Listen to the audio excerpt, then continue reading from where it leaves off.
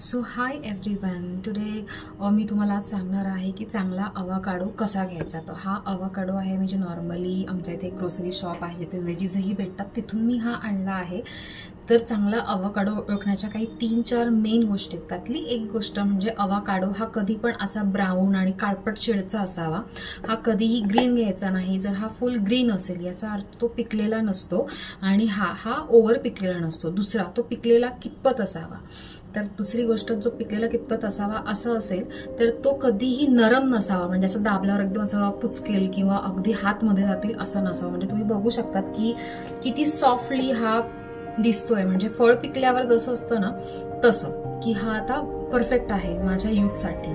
आणि तिसरी गोष्ट अशी की हा जेव्हा आपण सिलेक्ट करतो तेव्हा तुम्ही याचं देठ बघू शकता.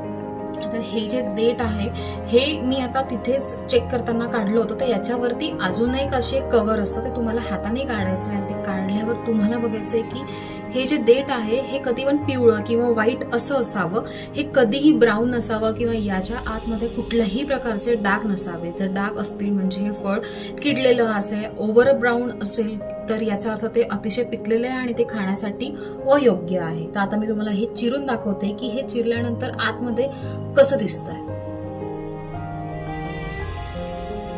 चिरताना तुम्ही अशा प्रकारे याच्या आतली जी बी आहे, जिला डायमंड म्हटलं जातं, तुम्ही तिच्या दिशेने तिच्या सहाय्याने अशा प्रकारे चिरू शकतात. ओके, त्यामुळे अशा प्रकारे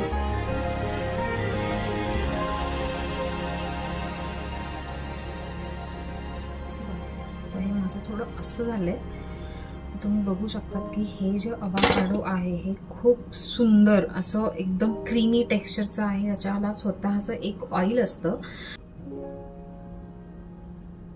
सो जस्ट टेल मी, तुम्हाला हे बघायला किती मस्त वाटतंय नक्की सांगा. आणि हे तुमच्यासाठी खाण्यासाठी अतिशय पक्क पूर्णपणे पिकलेलं व्यवस्थित जेवढं त्याला हवं